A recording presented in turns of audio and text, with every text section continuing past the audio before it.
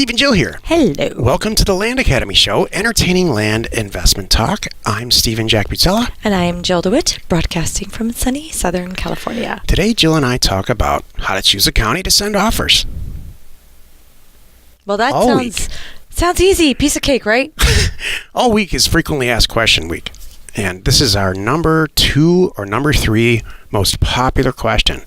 And I'll tell you, we cover it in great detail in the Cash Flow from Land or Land Academy 1.0 program, but it's still, for whatever reason, it's not clear, so we're here to clear it up. I think it is clear, but it's still, how do I say this? It needs to be talked about a lot. There's a lot to it. It's not like, geometry, have a nice day. Come on, there's a whole semester on geometry. Sure. So I think this is one of those topics that kind of deserves a semester, or at least more than just one pass by, because this is a defining moment in your investment career. Yeah. Or I don't know if that's not really the right term, but this is one of the most crucial aspects of your investment career is pricing these offers. So the more that we talk about it, the more that we cover it, the better. Yeah, this is about finding a county, and I agree with you. Oh, excuse me. I took a sailing class a lot of years ago. I don't know if you've listened to the show, I'm an avid boater. And this was so far long ago, and it was in Michigan, so it was during the winter, so there was no hands-on. We were just in a class. And so for weeks and weeks, we would go on Saturday to get my boating license, and all we did was talking about, this is how you put up a sail, this is how you take a sail down, this is what you do. After a while, it's like, you know what? I'd really like to put the sail up, actually put it up. I think this topic, and a lot of topics with real estate investing, there's only so much talk you can have before you have to actually put the sail up or actually send a mailer out. Choose a county and send a mailer out. And I was going to save this I'm following up on Jill. I was going to save this for later, but you have to sit there and tell yourself, it's okay if you fail at this the first time. Or even the second time. Jill and I just got a heartfelt email from a very successful, who's now a successful member, saying, look, I failed at this twice. I failed at sending my first 2 mailers out.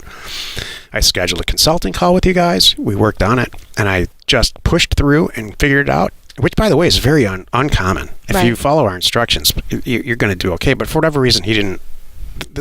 It doesn't matter. His situation, it worked out great for him, but I think more than actually learning how, this is a compliment to you. Okay. More than actually learning how to pick a county and send the mail out mechanically, anybody can do that. You can learn that in a weekend. You have to have the right attitude. And that's what Jill brings to the table. You have to have the right attitude, and you have to sit there and say in the mirror, it's okay if I fail at this. It's not that big of a deal. But that's for the topic after the question. Before we actually get into the real topic, and Jill talks about what she's writing down right now, let's take a questions posted by one of our members on the landinvestors.com online community. It's free. Jordan asks, has anyone ever considered or tried using direct mail to sell a property? If so, what criteria do you use to mail to the people that are most likely to buy? I was thinking of mailing every property owner within a mile radius or so. Then maybe everyone who has purchased any property within a 5-mile radius within the last year. They're all good. They may be anyone who has purchased similar vacant land parcels within 10 miles throughout the last year. Thoughts? Yes, here are my thoughts. Any creative way to sell property is absolutely worth a try, especially because of the way the internet is and the way times are and how fast we move through what's new and what's not these days. I would absolutely try it. We have a person who has made a whole career out of directly mailing people within the immediate area of a property that he's purchased and does it very successfully. So, yes. I would people who have purchased a property within a 5-mile radius or 10-mile radius within the last year. No, I think that's just my gut. Yeah, I wouldn't get that detailed. This is just my gut because our whole premise is, and it's right, it's correct. Just hit everybody. Yeah. Hit everybody within a mile or 2-mile radius. And I'll You tell you what never else is going to know. happen. Get ready. Put your hat Yeah. on. Put your helmet on, because what's going to really happen is that you're going to find more sellers. Yeah, that's usually what happens. Yeah, more people come forward with other things. So In Land Academy 2.0, I actually provide the documents that we use to do this, the actual documents. exactly. Love it. Oh, wow. Yeah. Today's topic. Today's topic is how to choose a county to send offers. I meant to say county. This is the meat of the show. I know. I meant to say county. Well, because this whole week are all really crucial things. Choosing a county, important. Pricing the offers, important. These are all huge, huge, huge things. So, and for some reason, people have this conception that it only works in certain counties.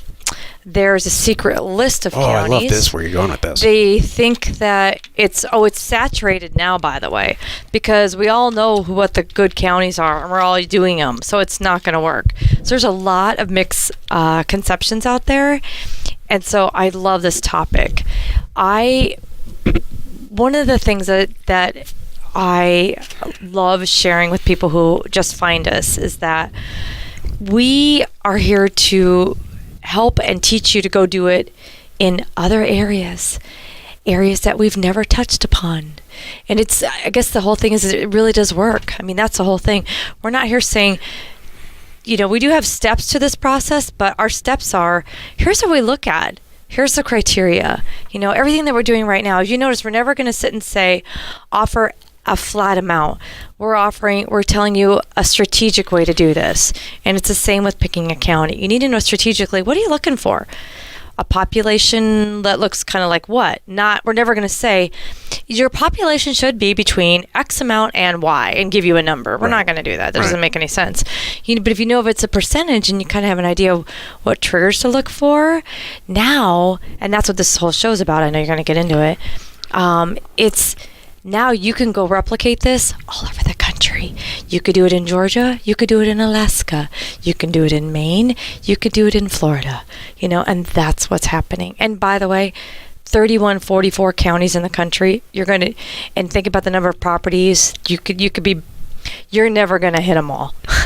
Yeah, let's start with that. There's 3,144 counties / parishes in the country. There's 150 million properties. I have it all broken down by zip code. Quite honestly, it's coming. I will be releasing it in January with our House Academy program, which really takes a scientific approach to that. Picking a county this is for rural vacant land only. This isn't for infill lots. This is not. If you listen to the land types, the show yesterday, we talk about the types of land you can purchase, and this only applies to rural vacant land. You want to go to we set up a website called countywise.com. Go to that site and take a look at the census population density maps. They're all color-coded, and the darkest green ones are the most rural. The key is to find a county that's in green for rural vacant land, and follow the pricing steps that we've talked about on other shows and in our program. And that's how you pick a county. Mm-hmm. It's that simple. And then there's other triggers that you share, which I love, there's things that you look at. They're not deal breakers, but you have other good triggers. Yes, so here's a couple more. In the program, there's a 3-step process. That's step 1. Step 2 is take a look at the history of the county's tax auctions or back tax property. In general, this is not completely true, because I can't reiterate this enough. This works in every county. Pricing's a variable.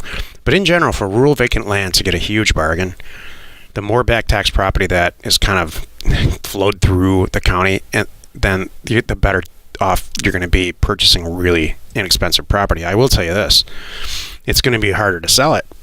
The people that choose the best counties and price their mailers properly and send it out get a little creative. They choose counties that are not so dark green that they're, it's 1.2 people per square mile. They're a little bit closer to civilization, and they're a little bit more expensive. They're not. And people want to hang on to their land a little bit. Yeah.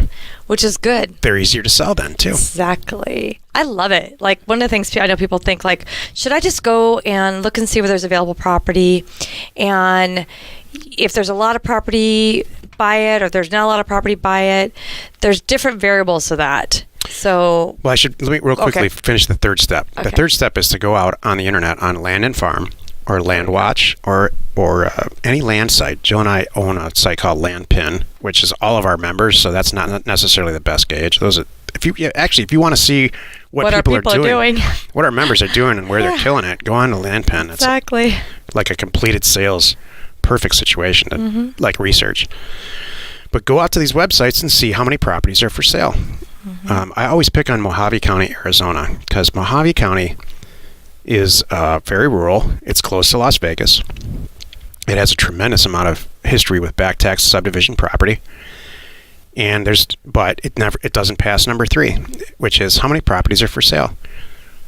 There's thousands and thousands of properties. So you're entering into a huge competitive space for Mojave County if you go there and buy property for $1,000 and expect it to sell it for $5,000 to $10,000. right. You're going to be disappointed. Exactly. You have to get a little bit more creative. There's art and science to this. Maybe more art than science. I would love if what Jill said earlier, if that were true. If we do between X and Y, and this fits it, and this fits it, and this fits it, that's just not the case. That would be great, but no, it's not that way. This is for rural vacant land only. For other types of land, specifically infill lots, which is what we talk about in 2.0, it's all science. Right. It's all fit the puzzle into the puzzle into the pieces into the puzzle. Exactly. I love it. Join us next time, where we discuss 5-minute land due diligence, Jill style. And we answer your questions posted on landinvestors.com. It's free. You are not alone in your real estate ambition. Talk to me. That question, again, it's a frequently asked question week, is very, very tough for people to understand who are super, super brand new. Yeah. They think that, didn't you just tell me?